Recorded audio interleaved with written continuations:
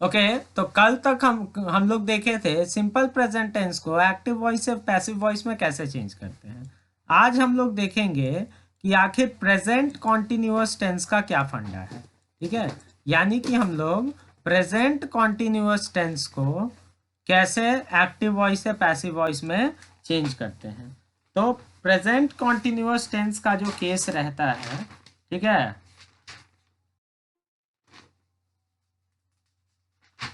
ठीक है, present continuous tense का जो केस रहता है उस केस में क्या होता है, एक्टिव वॉइस में उसका स्ट्रक्चर होता है subject plus is, am, are plus V4 plus object. इसी चीज को जब पैसिव वॉइस में चेंज किया जाता है, ठीक है, तो पैसिव वॉइस में चेंज करने के बाद उसका स्ट्रक्चर हो जाता है subject plus is, am, are plus being plus V3 plus object. ठीक है, ये हो जाता है प्रेजेंट कॉन्टिन्यूअस टेंस के चेंज होने के बाद उसका स्ट्रक्चर। जैसे कि for example if you look at the sentence, she is cooking our dinner, वो हम सबका खाना बना रही है। इसको जब पैसिव में चेंज करेंगे तो क्या हो जाएगा, our dinner is being cooked, our dinner is being cooked by her. ठीक है, एक्टिव का जो ऑब्जेक्ट होता है उसके बेसिस पे पैसिव का हेल्पिंग वर्ब डिसाइड होता है। जैसे कि आप एग्जाम्पल देखिए, और एक जैसे सेंटेंस है, मान लीजिए कि Saurabh is answering the questions. ठीक है, अब यहां पे क्या है, सब्जेक्ट सिंगुलर है लेकिन ऑब्जेक्ट जो है वो प्लूरल है। तो जब पैसिव वॉइस में आएगा तो ये बदल के क्या हो जाएगा, the questions, the questions are. ठीक है, the questions are being answered. ठीक है, the questions are being answered by Saurabh. सवालों का जवाब सौरभ दे रहा है। ठीक है, तो यहां पे ये जो था ये भाई साहब प्लूरल थे, इसीलिए यहां जो हेल्पिंग वर्ब है वो यूज हुआ प्लूरल वर्ब।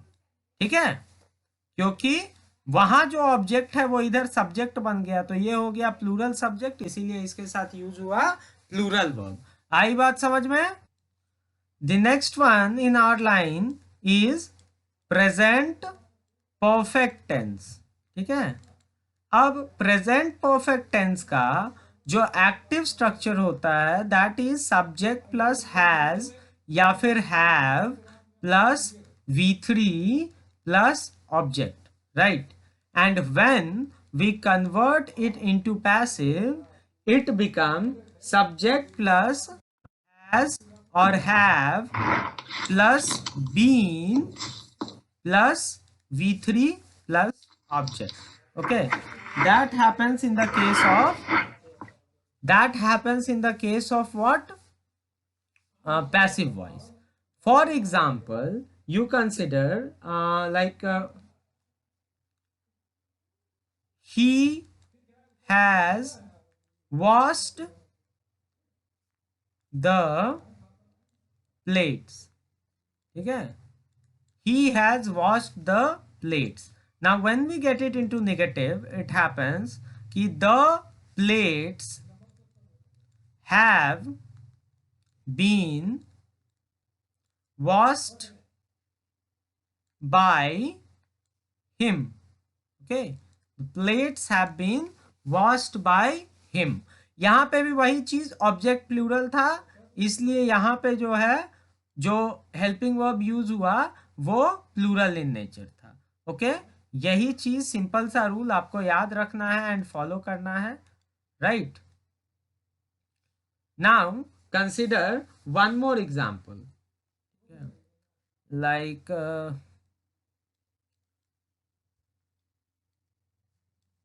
हर्ष शर्मा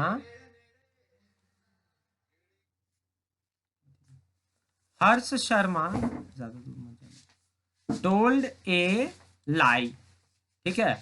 अब इसको जब चेंज करेंगे तो क्या हो जाएगा, ए लाई has been told by Harsh Sharma. अब एक बात बताइए, क्या आप लोगों को इसके एक्टिव सेंटेंस में कोई गलती लग रही है? हाँ, do you find any mistake in the active sentence? Yes exactly, has is missing. तो ये चीज आप लोगों को पॉइंट आउट करना चाहिए था ना। Harsh Sharma has told a lie has been told by Harsh Sharma. Okay, so this is about present perfect tense. और उसके बाद एक बात मैं आप लोगों को बता देता हूं कि प्रेजेंट परफेक्ट कॉन्टिन्यूअस टेंस जो होता है, ठीक है, प्रेजेंट परफेक्ट कॉन्टिन्यूअस टेंस का पैसिव वॉइस जो है रेयरली पॉसिबल होता है, इसीलिए उसको स्टडी करने की कोई आवश्यकता नहीं है। Got it? तो this was all about present tense. अब जल्दी से लिख लीजिए आप लोग, फिर आगे बढ़ते हैं। तो अगला टेंस जो अपने लाइन में आता है वो है simple past tense. Simple past tense का स्ट्रक्चर होता है एक्टिव के केस में subject plus V2 plus object, और इन्हीं भाई साहब को जब हम पैसिव में चेंज करते हैं then it become subject plus was या वर, ठीक है, और उसके साथ V3 प्लस ऑब्जेक्ट। ओके, जैसे कि consider the sentence Anil spoke the truth, ठीक है। अब इसी को पैसिव में चेंज करेंगे तो ऑब्जेक्ट बिकम्स द सब्जेक्ट, यानी कि द ट्रूथ।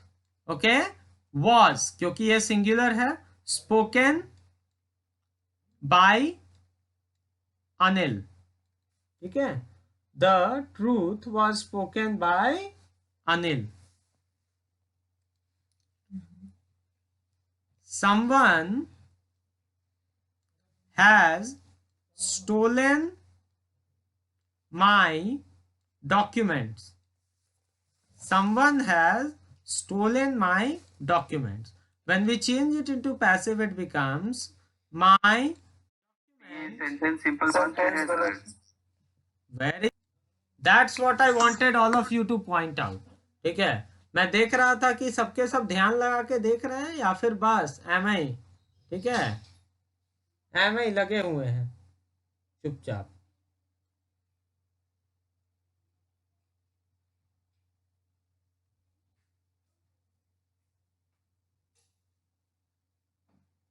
मिट जाओ यार।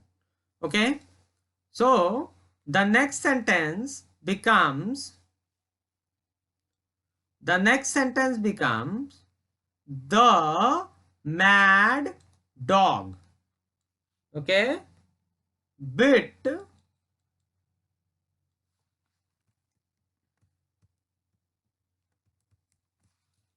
the mad dog bit my, sorry, yes please wait. Okay, the mad dog bit my students were bit by the mad dog। यहाँ my students प्लूरल है, इसीलिए जो helping verb use हुआ वो प्लूरल यूज हुआ। Okay, please copy this down. Past continuous tense के case में जो एक्टिव स्ट्रक्चर होता है वो होता है सब्जेक्ट प्लस was या were plus V4 plus object. Okay, and इसी का पैसिव स्ट्रक्चर जो है वो हो जाता है सब्जेक्ट प्लस was या were plus being plus V3 plus object. Okay, जैसे कि for example consider the sentence कि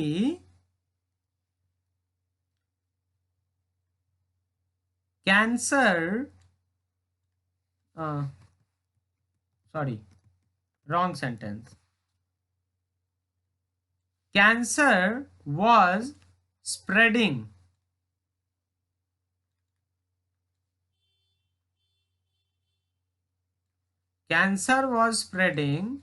into her body. ठीक है. Now what will be the passive of this statement? Can anyone tell me?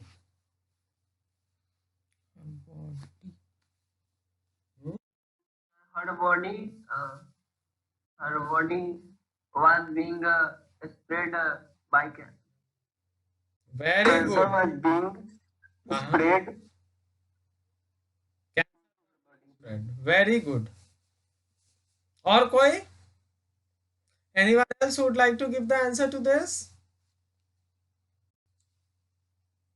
Good one. Her body was being spread by cancer. Okay, who spoke now? The point is, ये sentence factually गलत है. Okay, जैसे कि मैं एक word change कर दूं, spread की जगह मैं कर दूं पेनिट्रेटेड. ठीक है, स्प्रेड की जगह अगर मैं कर दूं पेनिट्रेटेड, अब किसी का हिम्मत है इस सेंटेंस को गलत बोलने का? यहां पे मैं स्प्रेडिंग को कर दूं पेनिट्रेटिंग. ठीक है, तो cancer was penetrating into her body, और उसी केस में पैसिव हो जाएगा her body was being penetrated by cancer. तो ये सेंटेंस नहीं हो सकता है. हाँ, हर का सी कैसे हो जाएगा? हाँ, ये ऑब्जेक्ट एज इट इज आता है ना. क्या लिखाओगे? She was being penetrated by cancer. यहाँ body is the main object ना, she is not the main object. The main object is body. ठीक है, तो जिसने भी ये पॉइंट उठाया है, I think it was Priyavrat, कि सर ये सेंटेंस गलत है. तो देखो यहाँ स्प्रेडिंग, ये वाला सेंटेंस सही है. इसको जब पैसिव करेंगे तब ये सेंटेंस गलत है. लेकिन फैक्चुअली, ग्रामेटिकली देखा जाए तो ये सेंटेंस फिर भी सही है. ओके, ग्रामेटिकली देखा जाए तो ये सेंटेंस फिर भी सही है. ये एग्जाम्पल आप लोगों को ये बताने के लिए दिया गया है कि कभी कभार, ठीक है, जैसे बहुत सारे लोग ये दिल वाला मामला यूज करते हैं ना, कि मन से जो बोलने में अच्छा लग रहा है वही सही जवाब होगा. ठीक है, लेकिन ये सेंटेंस को देखो, सब्जेक्ट वर्ब ऑब्जेक्ट के स्ट्रक्चर पे ये भी परफेक्ट है और ये भी परफेक्ट है. ओके, फैक्चुअली गलत है मान लेते हैं कि बॉडी पे ठीक है, बॉडी को कैंसर स्प्रेड कैसे करेगा, ये फैक्चुअली गलत है. तो वहीं पे पेनिट्रेटेड डाल दिए जो कि उसी का साइनोनिम है. ठीक है, इस केस में तो कोई गलती नहीं हुई. यानी कि in some cases you might find the sentence to be factually incorrect. ठीक है, in some cases you might find the sentence to be factually incorrect, but still if the sentence is correct grammatically you will go with it. अगर sentence factually incorrect है फिर भी grammatically सही है तो आप उस sentence के हिसाब से जाएंगे, आप उस sentence को accept करेंगे. समझ गए? only in the cases of English grammar. समझे? The farmer was sowing the seeds, यानी कि जो किसान था वो बीज बो रहा था. ठीक है, इस केस में क्या हो जाएगा? Seed were, sorry, the seeds were sown by the, very good, ध्यान दे रहे हो. The seeds were being sown by the farmer. ठीक है, वो थोड़ा सा ज्यादा घिच पिच हो गया, थोड़ा सा ज्यादा घिच पिच हो गया. The seeds were being sown by the farmer. Got it? Do you understand? Yes, sir. In the cases of past perfect tense, the structure happens to be subject plus had plus V3 plus object. In the case of active voice, the structure happens to be subject plus had plus V3 plus object. And in the cases of passive, it becomes subject plus had been plus V3 plus object. Okay. Now consider a couple of examples. ठीक है, that the players had won the match.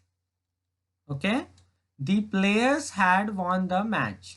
खिलाड़ियों ने match जीत लिया था। अब इसी को जब पैसिव के केस में करेंगे तो क्या हो जाएगा, द मैच हैड बीन। यहां पे क्योंकि आपके पास एक ही हेल्पिंग वर्ब है तो ज्यादा ऑब्जेक्ट का सिंगुलर या प्लूरल नंबर देखने की जरूरत है नहीं। The match had been won by the players. Okay, consider another example. ठीक है, my mother in law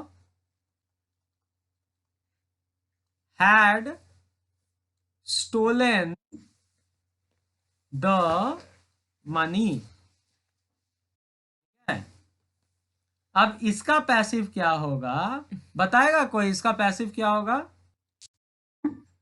okay, so the money had been stolen by my mother in law। Okay, इसी के साथ और एक बात, जो अगला टेंस है हमारे लाइन में वो हो जाता है पास्ट परफेक्ट कॉन्टिन्यूअस। ठीक है, जस्ट अ सेकेंड। तो पास्ट परफेक्ट कॉन्टिन्यूअस टेंस जो होता है उसका भी, ठीक है, पास्ट परफेक्ट कॉन्टिन्यूअस टेंस जो होता है उसका भी पैसिव स्ट्रक्चर जो है वो रेयरली पॉसिबल होता है, इसीलिए हम उसको भी कंसिडर नहीं करेंगे। लेकिन परफेक्ट कॉन्टिन्यूअस का जहां भी होता है वहां स्ट्रक्चर हो जाता है बीन बीइंग प्लस V3। ठीक है, चलिए जी जी बोलिए। तो स्ट्रक्चर समझ गए आप लोग, subject plus shell will plus V1 plus object, इसी का पैसिव हो जाता है सब्जेक्ट प्लस शैल या will plus be plus V3 plus object. Okay, जैसे कि consider this example, he will kill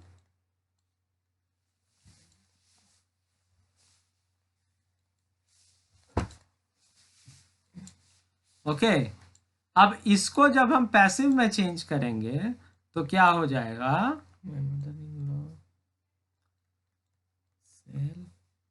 my mother in law will be killed by him. ठीक है, very simple, simple future is actually simple.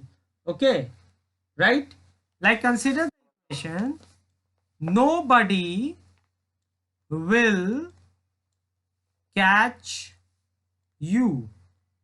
ठीक है, इसको passive में कैसे change करेंगे, you will be caught, by you, you will be caught by nobody। ठीक है, by you will be, by you will be मतलब by you will be by ना लगेगा, कहाँ, यहाँ nobody catch by you। या तो नोबडी विल कैच यू मतलब तुमको कोई नहीं पकड़ेगा। तो यहाँ क्या होगा, you will be caught by nobody. By you तो तब लगता जब यू सब्जेक्ट में रहता ना, जैसे यू विल कैच नोबडी अगर होता तब ये सेंटेंस बन जाता nobody will be caught bye you. Okay, for the record, जो हाल उधर प्रेजेंट परफेक्ट कॉन्टिन्यूअस और पास्ट परफेक्ट कॉन्टिन्यूअस के साथ हुआ है वही हाल जो है फ्यूचर कॉन्टिन्यूअस टेंस के साथ भी होता है। यानी कि फ्यूचर कॉन्टिन्यूअस टेंस का भी पैसिव वॉइस जो है वो लेयरली पॉसिबल ही होता है, समझे? तो अब हम होता है। हाँ देखिए, जितना भी आपने अब तक एग्जाम्पल देखा है, wait let me just swipe it up, फिर मैं समझाता हूं। जितने भी आपने एग्जाम्पल देखे हैं कॉन्टिन्यूअस के केसेस में, कॉन्टिन्यूअस के हर केस में V4 लगता है, राइट? और V4 वाला को जब भी पैसिव में चेंज किया गया है तो उसका स्ट्रक्चर हो गया है बीइंग प्लस V3, ठीक है? लेकिन परफेक्ट कॉन्टिन्यूअस के केसेस में V4 से पहले क्या लगता है? हैड बीन ऑलरेडी लग जाता है, राइट? पास्ट परफेक्ट कॉन्टिन्यूअस के केस में हैड बीन, और प्रेजेंट परफेक्ट कॉन्टिन्यूअस के केस में हैज या हैव बीन, have ठीक है? हैज या हैव बीन ऑलरेडी लग जाता है, ओके? तो अब जब ये ऑलरेडी बीन यहां लगा हुआ है जो कि खुद एक पैसिव एलिमेंट है, तो जब इसको चेंज करेंगे तो हमारा स्ट्रक्चर जो है वो हो जाएगा been plus being plus V3, ठीक है? Been plus being plus V3। जैसे कि आप परफेक्ट कॉन्टिन्यूअस का एक एग्जांपल देखो, दे हैव, अरे they have been living here since 3 years, ठीक है? तो यहां पे जो सेंटेंस है लिविंग हेयर, तो ये तो इंट्रांजिटिव सेंटेंस हो गया। तो मैक्सिमम सेंटेंसेस इंट्रांजिटिव होते हैं। अब अगर ट्रांजिटिव का मैं आपको एक केस दे भी दूं, ठीक है? ट्रांजिटिव का एक केस मैं अगर आपको दे भी दूं, जैसे कि for example they have been building the bridge since 3 years, ठीक है? तो उस केस में पैसिव वॉइस, 3 years. हाँ स्टार्टिंग पॉइंट हो गया, चलो फॉर डाल देते हैं। वैसे सिंस भी इस केस में गलत नहीं होगा क्योंकि ये काम अभी खत्म नहीं हुआ है, तो 3 साल अगर हम बोल रहे हैं तो स्टार्टिंग पॉइंट ही बोल रहे हैं, ठीक है? तो फॉर के साथ ही अगर यूज करें अकॉर्डिंग टू बेसिक, तो ऑब्जेक्ट है द ब्रिज, तो इसका पैसिव हो जाएगा the bridge has, sorry, the bridge had been being built by them for For 3 3 years. years। अब यहाँ पे क्या हो गया, यहाँ पे हमको अपना हेल्पिंग वर्ब में हैड लगाना पड़ा। अब जब हमको हेल्पिंग वर्ब में हैड लगाना पड़ ही गया, ठीक है, तो फिर प्रेजेंट परफेक्ट और पास्ट परफेक्ट में क्या अंतर हो गया, राइट? तो प्रेजेंट परफेक्ट में रखने के लिए हमको इसको हैव लगाना पड़ेगा, ठीक है? The bridge have, sorry have बोल रहे हैं, हैज लगाना पड़ेगा, ठीक है? क्योंकि यहाँ ऑब्जेक्ट तो सिंगुलर है, जस्ट अ सेक, तो यहाँ पे हमको हैज लगाना पड़ेगा। The bridge has been being built by them for 3 years। अब ये सेंटेंस कितना कॉम्प्लेक्स है, ठीक है? वो पुल पिछले 3 सालों से वो कॉन्टिन्यूअसली बनाते आए हैं, ठीक है? अब ये सेंटेंस स्ट्रक्चर कितना कॉम्प्लेक्स हो जाता है। तो इन्हीं सब के कारण एक पहला रीजन तो है कि मैक्सिमम सेंटेंसेस जो है इंट्रांजिटिव स्ट्रक्चर में मिलती हैं, जैसे ही से पहले वाला सेंटेंस था, वीडियो रिवाइंड करके देख लीजिएगा। और दूसरा जो ट्रांजिटिव स्ट्रक्चर में मिलता भी है वो भी इस तरीके से होते हैं कि उसका ऑथेंटिसिटी जो है, ठीक है, वो वायबल हो जाता है, ओके? इस कारण से परफेक्ट कॉन्टिन्यूअस के दोनों केसेस, यानी प्रेजेंट परफेक्ट कॉन्टिन्यूअस और पास्ट परफेक्ट कॉन्टिन्यूअस, और उसके साथ साथ फ्यूचर कॉन्टिन्यूअस टेंस और फ्यूचर परफेक्ट कॉन्टिन्यूअस टेंस, सबके पैसिव वॉइस जो है वो मॉडर्न इंग्लिश में यूज नहीं किए जाते हैं। कोई भी ट्रेडिशनल ग्रामर की बुक में आपको मिल जाएगी, okay, but modern grammar books में आपको वो नहीं मिलेगा। फ्यूचर परफेक्ट टेंस जो है टेंस के केस में लास्ट पार्ट इसलिए भी है क्योंकि फ्यूचर परफेक्ट कॉन्टिन्यूअस टेंस का भी पैसिव फॉर्म रेयरली पॉसिबल होता है या फिर मॉडर्न इंग्लिश में वायबल नहीं होता है। ठीक है, तो फ्यूचर परफेक्ट टेंस का स्ट्रक्चर है सब्जेक्ट प्लस शैल या will plus have plus V3 plus object, और इसको जब हम नेगेटिव पैसिव में चेंज करते हैं तो हमारा स्ट्रक्चर हो जाता है सब्जेक्ट प्लस शैल या फिर will plus have been plus V3 plus object. Okay, for example if I give you a statement that they will have painted the house by 2 o'clock। ठीक है, तो इसको जब हम पैसिव में चेंज करेंगे तो क्या हो जाएगा, वो बाई 2 o'clock को हम सेंटेंस से पहले भी रख सकते हैं और बाद में भी रख सकते हैं। ठीक है, तो दी house will have been painted by them। ठीक है, by them by 2 o'clock। अब यहां पे देखिए ग्रामेटिकली ये सेंटेंस सही है, लेकिन ये बाई 2 o'clock जो है यहां पे 2 बार बाई बाई बोलना पड़ रहा है। ठीक है, वैसे बाई बाई तो बोलना पड़ेगा, टाइम हो गया है, लेकिन यहाँ 2 बार बाई बाई बोलना पड़ रहा है। इसीलिए अगर इसको हम सेंटेंस के पहले रखते, यानी by 2 o'clock the house will have been painted by them, तो वो ज्यादा अच्छा लगता। इसीलिए कॉम्प्लीमेंट स्ट्रक्चर्स को फ्यूचर परफेक्ट टेंस में जनरली पहले ही डाल दिया जाता है।